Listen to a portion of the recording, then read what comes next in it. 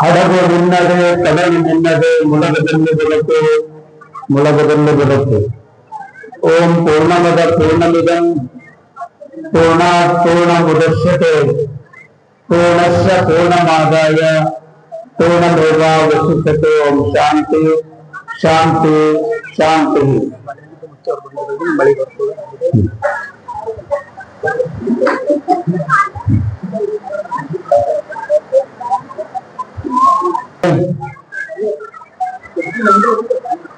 ಆದಿ ಜಗದ್ಗುರು ಪಂಚ ಆಚಾರ್ಯರನ್ನ, ಬಸವಾದಿ ಪ್ರಮುಖರನ್ನ, ಮಳೇಂದ್ರ ಶಿವಾಚಾರ್ಯ ಸ್ಮರಣೆಯನ್ನ ಮಾಡಿ ಕರ್ನಾಟಕ ಚುಟುಕು ಸಾಹಿತ್ಯ ಪರಿಷತ್ತು ಕೇಂದ್ರ ಸಮಿತಿ ಹುಬ್ಬಳ್ಳಿ ಇವರ ವತಿಯಿಂದ ಹಾಗೂ ಚಿಕ್ಕ ವೀರೇಶ್ವರ ಸಂಸ್ಥಾನ ಹಿರೇಮಠ ಶ್ರೀನಿವಾಸ ಸರಡಿಗೆ ಪರಮಪೂಜ್ಯರ ಸಹಕಾರದ ಅಡಿಯಲ್ಲಿ ದಿನಾಂಕ 5/7/2026 ಹಮ್ಮಿಕೊಂಡಿರುವ ರಾಜ್ಯ ಮಟ್ಟದ 14ನೇ ಕರ್ನಾಟಕ ಚುಟುಕು ಸಾಹಿತ್ಯ ಸಮ್ಮೇಳನ 2026 ಚುಟುಕು ಸಾಹಿತ್ಯ ಸಮ್ಮೇಳನ ಅಧ್ಯಕ್ಷೀಯ ಭಾಷಣವನ್ನ ಈಗ ಪ್ರಾರಂಭ ಆಗ್ತಾ ಇದೆ. ಈ ಒಂದು ಸಮಾರಂಭದ ದಿವ್ಯ ಸಾನ್ನಿಧ್ಯವನ್ನು ವಹಿಸಿಕೊಂಡಿರುವಂತಹ ಆತ್ಮೀಯ ಪರಂ ಪೂಜ್ಯರು, ನಮಗೆಲ್ಲ ಮಾರ್ಗದರ್ಶಕರು ಆಗಿರುವಂತಹ ಶ್ರೀ ಸಡಸ್ಥರ ಬ್ರಹ್ಮ ರೇವಣಸಿದ್ಧ ಶಿವಾಚಾರ್ಯರು, ಸಂಸ್ಥಾನ ಹಿರೇಮಠ ಶ್ರೀನಿವಾಸ ಸರಡಿಗೆ ಪರಮ ಪೂಜ್ಯರಲ್ಲಿ ಪ್ರಮುಖ ವ್ಯಕ್ತಿಯ ಪ್ರಣಾಮಗಳನ್ನು ಸಮರ್ಪಣೆ ಮಾಡಿ, ಮಧು ನಿಕಟವರ್ತಿಯ ಸಡಸ್ಥರ ಬ್ರಹ್ಮ ಡಾಕ್ಟರ್ ಅಭಿನವ ಗಂಗಲಿಂಗ ರುದ್ರಮುನಿ ಶಿವಾಚಾರ್ಯರು, ಗೌರ್ಮೆಂಟ್ ಬಸವ ಕಲ್ಯಾಣ ಪರಮ ಪೂಜ್ಯರಲ್ಲಿ ಪ್ರಮುಖ ವ್ಯಕ್ತಿಯ ಪ್ರಣಾಮಗಳನ್ನು ಸಮರ್ಪಣೆ ಮಾಡಿ, ಈ ಕಾರ್ಯಕ್ರಮವನ್ನ ಉದ್ಘಾಟನೆ ಮಾಡಿ ಬಹಳ ಸುಂದರವಾಗಿ ಮಾತನಾಡಿ ನಿರ್ಗಮಿಸಿರುವಂತಹ ಸನ್ಮಾನ ಶ್ರೀ ಈ ಭಾಗದ ಶಾಸಕರ ಧರ್ಮಪತ್ನಿಯಾಗಿರುವಂತಹ ಶ್ರೀಮತಿ ಜಯಶ್ರೀ ಬಸವರಾಜ್ ಮತ್ತಿಮಠವರೇ, ಈ ಕಾರ್ಯಕ್ರಮಕ್ಕೆ ಆಶಯ ನುಡಿಯನ್ನ ನುಡಿದಿರುವಂತಹ ಖ್ಯಾತ ಲೇಖಕರು, ಹಿರಿಯ ಸಾಹಿತಿಗಳಾಗಿರುವಂತಹ ಡಾಕ್ಟರ್ ಎಸ್.ಎಂ. ಹಿರೇಮಠ ಅವರೇ, ಈ ಕಾರ್ಯಕ್ರಮದ ಅಧ್ಯಕ್ಷ ಸ್ಥಾನ ವಹಿಸಿಕೊಂಡಿರುವಂತಹ ಸನ್ಮಾನ ಶ್ರೀ ರಾಜ್ಯಾಧ್ಯಕ್ಷರು, ನವ ಕರ್ನಾಟಕ ರೈತ ಸಂಘದ ಶ್ರೀ ಸನ್ಮಾನ ಶ್ರೀ ದಯಾನಂದ ಪಾಟೀಲ್ ಅವರೇ, ಈ ಒಂದು ಕಾರ್ಯಕ್ರಮದ ಮುಖ್ಯ ಅತಿಥಿಗಳಾಗಿ ಆಗಮಿಸಿರುವಂತಹ ಊರಿನ ಸುಪುತ್ರರಾಗಿರುವಂತಹ ಮಾಜಿ ಅಧ್ಯಕ್ಷರು ಡಿಸಿಸಿ ಬ್ಯಾಂಕಿನ ಸನ್ಮಾನ ಶ್ರೀ ಸೋಮಶೇಖರ್ ಗೋನಾಯಕ್ ಅವರೇ, ಸನ್ಮಾನ ಶ್ರೀ ವಿನೋದ್ ಪಾಟೀಲ್ ಅವರೇ, ಸನ್ಮಾನ ಶ್ರೀ ಮತ್ತು ಜೆಡಿಎಸ್ ಮುಖಂಡರಾಗಿರುವಂತಹ ಆಳಂದ ತಾಲೂಕಿನ ಅವರೇ, ಶ್ರೀಕಾಂತ್ ಕೆವಿ ಅವರೇ, ಡಾಕ್ಟರ್ ವಂದನಾ ರಮೇಶ್ ಅವರೇ, ಹನುಮಂತರಾವ್ ಘಂಟೇಕರ್ ಅವರೇ, ಹಾಗೂ ನಮ್ಮ ನಿರ್ದಿಗುಡಿ ಸರ್ ಅವರೇ, ಈ ಒಂದು ಸಮಾರಂಭದಲ್ಲಿ ಪಾಲ್ಗೊಂಡಿರುವಂತಹ ಸಮಸ್ತ ಎಲ್ಲ ಕವಿಗಳೇ, ಸಾಹಿತಿಗಾರೇ, ಮಹಾಜನರೇ, ತಮ್ಮೆಲ್ಲರಿಗೂ ಶರಣಾರ್ಥಿಗಳು. ಇವತ್ತು ದಿವಸ ನಮ್ಮ ಅಪ್ಪವರು ಕಾರ್ಯಕ್ರಮ ಮಾಡಿದಕ್ಕ ನಮಗಷ್ಟೇ ಖುಷಿ ಆಗಿಲ್ಲ, ಮಲೆನಾಯಕನು ಕೂಡ ಮೇಘರಾಜನ ಖುಷಿಯಾಗಿ ಮೇಘರಾಜ ಕೂಡ ಬರುತ್ತಾ ಇದ್ದಾನೆ. ಯಾಕಂದ್ರೆ ನಮ್ಮೆಲ್ಲಾ ಮಠಗಳ ಪರಂಪರೆ ಹಂಗೆ ಇದಾವೆ. ಮಳೇಂದ್ರ ಶಿವಾಚಾರ್ಯ ಅಂತಂದ್ರೆ ಅವ್ರ ಆಗಿನ ಕಾಲದೊಳಗ ಕಂಬಳಿ ಬೀಸಿ ಮಳಿತಿರ್ತಿರು, ಅದಕ್ಕನ್ನು ಮಳೇಂದ್ರ ಶಿವಾಚಾರ್ಯ ಮಳೇಂದ್ರ ಮಠ ಅಂತ ಬಂದಾವ. ಇವತ್ತಿನ ದಿವಸ ಈ ಶ್ರೀನಿವಾಸ ಸರಡಿಗೆಯ ನಮ್ಮ ಚಿಕ್ಕ ವೀರೇಶ್ವರ ಮಠದ ಸಂಸ್ಥಾನ ಮಠ ಕೂಡ ಬಹಳ ಪ್ರಭಾವಿ ಮಠ. ಈ ಭಾಗದೊಳಗ ಅನೇಕ ಅಸಂಖ್ಯಾತ ಭಕ್ತರ ಒಂದು ಗುರುಗಳಾಗಿ ಬಹಳ ಒಳ್ಳೆಯ ಸೇವೆಯನ್ನ ಮಾಡ್ತಾ ಇದ್ದಾರೆ. ಈ ಸಮ್ಮೇಳನ ಕನ್ನಡ ನಾಡಿನ ಭವ್ಯ ಸಂಸ್ಕೃತಿಯನ್ನು, ನಾಡಿನ ನುಡಿ, ನಾಡಿನ ಭಾಷೆ, ನಾಡಿನ ಭವ್ಯ ಪರಂಪರೆಯನ್ನು ಹಾಗೂ ಕರ್ನಾಟಕ ಸಂಸ್ಕೃತಿಯನ್ನು ಪ್ರತಿನಿಧಿಸುವ ಹಾಗೂ ಅದಕ್ಕೊಂದು ಜೀವ ಕಲೆಯನ್ನು ನೀಡುವ ಮಹತ್ ಕಾರ್ಯವಾಗಿದೆ. ಇದು ಶ್ಲಾಘನೀಯ. ಕಲಬುರಗಿ ನಾಡು ಶರಣರ ಸಂತರ ವಚನಕಾರರ ನೆಲೆಬೀಡಾಗಿದೆ. ರಾಷ್ಟ್ರಕೂಟರು ಆಳಿದ ಪುಣ್ಯಭೂಮಿ ಇದು. ಕಲೆ, ಸಾಹಿತ್ಯ, ವಾಸ್ತುಶಿಲ್ಪಕ್ಕೆ ಹೆಸರಾಗಿ ಜನಮನದಲ್ಲಿ ಅಚ್ಚೊತ್ತಿದೆ. ಇಂಥ ನಾಡಿನಲ್ಲಿ ಸಾಹಿತ್ಯ, ಅದರಲ್ಲಿ ಚುಟುಕು ಸಾಹಿತ್ಯ ಸಮ್ಮೇಳನ ಖಂಡಿತವಾದದ್ದು ಹರ್ಷ ತಂದಿದೆ. ಭಾರತ ಜನನ್ಯ ತನುಜಾತೆ ಎನಿಸಿಕೊಂಡಿರುವ ಕನ್ನಡ ಭಾಷೆಗೆ ಸುದೀರ್ಘವಾದ ಇತಿಹಾಸ ಇದೆ. ಹಳ್ಳಿಮಡಿ ಶಾಸನ ಮೊದಲುಗೊಂಡು ಕವಿರಾಜ ಮಾರ್ಗ ಆದಿಯಾಗಿ ಕಾವೇರಿಂದಮ ಗೋದಾವರಿವರೆಗಿರುವ ನಾಡಿದೆ ಕನ್ನಡವೇ ಕನ್ನಡ ಎನ್ನುವ ಮೂಲಕ ಕನ್ನಡ ಭಾಷೆಯ ಕನ್ನಡ ನಾಡಿನ ವೈಶಾಲ್ಯತೆ ತಿಳಿಯಬಹುದು. ಇಂತಹ ಕನ್ನಡ ನಾಡಿನಲ್ಲಿ ಸಾಹಿತಿಗಳು ಮತ್ತು ಲೇಖಕರಿಗೆ ಏನೂ ಕೊರತೆ ಇಲ್ಲ. ಕನ್ನಡ ಸಾಹಿತ್ಯವನ್ನು ಪೂರ್ವದ ಹಳೆಗನ್ನಡ, ನಡುಗನ್ನಡ, ಹೊಸಗನ್ನಡ ಎಂದು ಅಧ್ಯಯನ ಮಾಡಲಾಗುತ್ತದೆ. ಈ ಹೊಸಗನ್ನಡ ಸಾಹಿತ್ಯವು ಭಾರತ ಮತ್ತು ಪಾಶ್ಚಿಮಾತ್ಯ ದೇಶಗಳ ಸಾಹಿತ್ಯ ಜ್ಞಾನವನ್ನು ಕೂಡ ಪಡೆದುಕೊಂಡಿದೆ. ಅದರಲ್ಲಿ ಚುಟುಕು ಸಾಹಿತ್ಯ ಕೂಡ ಪಾಶ್ಚಿಮಾತ್ಯ ದೇಶಗಳಿಂದ ಪಡೆದುಕೊಂಡ ಸಾಹಿತ್ಯ ಪ್ರಕಾರವಾಗಿದೆ ಎಂದು ವಿದ್ವಾಂಸರು ಅಭಿಪ್ರಾಯಪಡುತ್ತಾರೆ. ಇಂದು ಕನ್ನಡ ಸಾಹಿತ್ಯದ ಮುಖ್ಯ ಪ್ರಕಾರಗಳಲ್ಲಿ ಚುಟುಕು ಸಾಹಿತ್ಯ ಬಹಳ ಜನಪ್ರಿಯ ಮತ್ತು ಹೃದಯಸ್ಪರ್ಶಿಯಾಗಿದೆ. ಮಹತ್ವದ ವಿಚಾರಗಳನ್ನು ಅತಿ ಕಡಿಮೆ ಸಾಲುಗಳಲ್ಲಿ ಹೇಳುವುದು ಚುಟುಕು ಸಾಹಿತ್ಯ ಕಾಲದ ಮಿತಿಯೊಳಗೆ ಸಂಕ್ಷಿಪ್ತವಾಗಿ ಮತ್ತು ಅರ್ಥಗರ್ಭಿತವಾಗಿ ವಿಷಯವನ್ನು ಅಡಕಗೊಳಿಸಿ ಹೇಳುವ ಕಾವ್ಯ ಪ್ರಕಾರ ಎಂದು ವ್ಯಾಖ್ಯಾನ ಮಾಡಲಾಗುತ್ತಿದೆ. ಕನ್ನಡದ ಮುಖ್ಯ ಕವಿಗಳು ಸಮಾಜಕ್ಕೆ ನೀತಿ, ತತ್ವ, ವಿಡಂಬನೆಗಳ ಮೂಲಕ ಹೊಸದಾದ ಸಂದೇಶವನ್ನು ಈ ಚುಟುಕು ಸಾಹಿತ್ಯದ ಮೂಲಕ ಕೊಟ್ಟಿದ್ದಾರೆ. 3-4 ಸಾಲುಗಳಲ್ಲಿಯೇ ಅತ್ಯಂತ ದೊಡ್ಡದಾದ ಸಂದೇಶ ಕೊಡುವ ಸಾಹಿತ್ಯ ಚುಟುಕು ಸಾಹಿತ್ಯ. ಇದನ್ನು ಹಿಂದಿಯಲ್ಲಿ ಗಾಗರ್ ಸಾಗರ್ ವರ್ಣಿತಿ ಕಲಾ ಅಂತ ಎನ್ನಲಾಗುತ್ತದೆ. ಚುಟುಕು ಸಾಹಿತ್ಯ ಸಂಕ್ಷಿಪ್ತವಾಗಿ ಮತ್ತು ವಿಡಂಬನೆಯಿಂದ ಕೂಡಿರುತ್ತದೆ. ಸಾಮಾನ್ಯವಾಗಿ ಚೌಪದಿ ಛಂದಸ್ಸು ಅಂದರೆ 4 ಸಾಲಿನ ಪದ್ಯಗಳ ರಚನೆಯನ್ನು ಚುಟುಕು ಸಾಹಿತ್ಯ ಎಂದು ಅರ್ಥ. 2-3 ಸಾಲುಗಳ ಪದ್ಯಗಳನ್ನು ಕೂಡ ಚುಟುಕು ಸಾಹಿತ್ಯ ಎನ್ನಬಹುದು. ಚುಟುಕು ಸಾಹಿತ್ಯಕ್ಕೆ ಸುದೀರ್ಘವಾದ ಇತಿಹಾಸವಿದೆ. ಶಿಲಾಲಿಪಿಗಳಲ್ಲಿ, ವಚನಗಳಲ್ಲಿ, ಶರಣದಾಸರ ಕೃತಿಗಳಲ್ಲಿ ಚುಟುಕು ಸಾಹಿತ್ಯದ ಲಕ್ಷಣಗಳನ್ನು ಗುರುತಿಸಬಹುದಾಗಿದೆ. ಕನ್ನಡದ ಮನೆ ಮಾತವಾಗಿರುವ ಸರ್ವಜ್ಞ ಕವಿಯ ತ್ರಿಪದಿಗಳಲ್ಲಿ ಕೂಡ ಚುಟುಕು ಸಾಹಿತ್ಯದ ಲಕ್ಷಣಗಳು ವ್ಯಕ್ತವಾಗಿವೆ.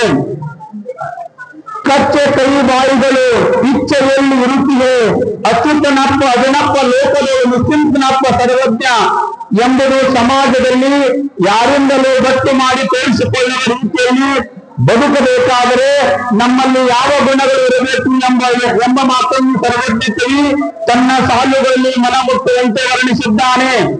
ಹೊಸಗನ್ನಡ ಸಾಹಿತ್ಯದಲ್ಲಿ ದಿನಕರ ದೇಸಾಯಿಯವರನ್ನು ಚುಟುಕು ಸಾಹಿತ್ಯದ ಬ್ರಹ್ಮ, ಚೌಪದಿಗಳ ಜನಕ ಎಂದು ಕರೆಯಲಾಗುತ್ತದೆ. ದಿನಕರ ದೇಸಾಯಿಯವರು ಕರ್ನಾಟಕ ರಾಜ್ಯಕ್ಕೆ ವಕೀಲರಾಗಿ, ಶಿಕ್ಷಣ ಪ್ರೇಮಿಯಾಗಿ, ಅದರಲ್ಲಿ ಕನ್ನಡ ಸಾಹಿತಿಯಾಗಿ ಅಪಾರವಾದ ಕೊಡುಗೆಯನ್ನು ನೀಡಿದ್ದಾರೆ. ಸರ್ವಜ್ಞ ಕವಿ ತ್ರಿಪದಿಗಳ ರಚನೆಗಾಗಿ ಪ್ರಸಿದ್ಧರಾದರೆ ದಿನಕರ ದೇಸಾಯಿಯವರು ಚೌಪದಿ 4 ಸಾಲಿನ ಪದ್ಯಗಳಿಂದ ಪ್ರಸಿದ್ಧಿ ಪಡೆದಿದ್ದಾರೆ. ಚೌಪದಿಗಳ ಜನಕ ಎಂದು ಕರೆಸಿಕೊಂಡ ಇವರ ಚುಟುಕುಗಳಲ್ಲಿ ತೀಕ್ಷ್ಣ ವಿಚಾರಗಳು, ಸಾಮಾಜಿಕ ಕಳಕಳಿ, ಹಾಡುವ, ಅನುವಾದುವ ಗೇಯತೆ ಮತ್ತು ಪ್ರಾಸಗಳು ಇವೆ. ಕನ್ನಡ ಸೇವೆ ಮಾಡುತ್ತೇನೆಂದು ಬರುವ ಕಪಟ ಜನರಿಗೆ ತಮ್ಮ ಚುಟುಕಿನಲ್ಲಿ ಹೀಗೆ ತುತ್ತುತ್ತಾರೆ. ಕನ್ನಡಾಂಬೆಯವರು ಹಾಕುವವರು ಹಾರ, ಆಂಗ್ಲ ನುಡಿಯಲ್ಲಿ ನಡೆಸುವವರು ಸರ್ಕಾರ, ಕೇಳಿದರೆ ಹೇಳುವರು ಒಂದು ದಿನ ತಾಳಿ, ಆಮೇಲೆ ಕೂದಲಿಗೆ ಕನ್ನಡದ ಕೋಳಿ. ದಿನಕರ ದೇಸಾಯಿಯವರು ತಮ್ಮ ಸಾವಿನ ನಂತರ ತಮ್ಮ ಶರೀರವನ್ನು ಏನು ಮಾಡಬೇಕು ಎಂಬ ಮಾರ್ಮಿಕವಾಗಿ ಬರೆಯುತ್ತಾರೆ. ನನ್ನ ದೇಹದ ಬೂದು ಗಾಳಿಯಲ್ಲಿ ತೇಲಿಬಿಡಿ, ಹೋಗಿ ಬೀಳಲಿ ಭತ್ತ ಬೆಳೆಯುವಲ್ಲಿ, ಬೂದಿ ಗೊಬ್ಬರವಾಗಿ ತೆನೆಗೊಂದು ನೆಗೆದು ಬರೆ ಧನ್ಯವಾಯಿತು ಹುಟ್ಟು ಸಾವಿನಲ್ಲಿ ಎಂಬ ಮಾತನ್ನ ಬಹಳ ಸುಂದರವಾಗಿ ದಿನಕರ ದೇಸಾಯಿಯವರು ಬರುತ್ತಾರೆ. ಅಷ್ಟೇ ಅಲ್ಲ, ಈ ಚುಟುಕು ಸಾಹಿತ್ಯದೊಳಗ ಎಂ ಅಕ್ಬರ್ ಅಲಿಯವರು ಕೂಡ ಕನ್ನಡ ಚುಟುಕು ಸಾಹಿತ್ಯದ ಮೇರು ಕೃತಿಗಳನ್ನು ರಚಿಸಿದ್ದಾರೆ.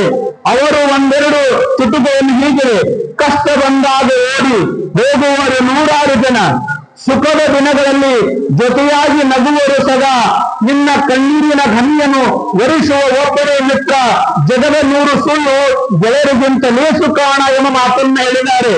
ಕನ್ನಡ ದಿಗ್ಗಜ ಚುಟುಕು ಕವಿಗಳಲ್ಲಿ 100 ಜನರನ್ನು ಕಾಣಬಹುದು.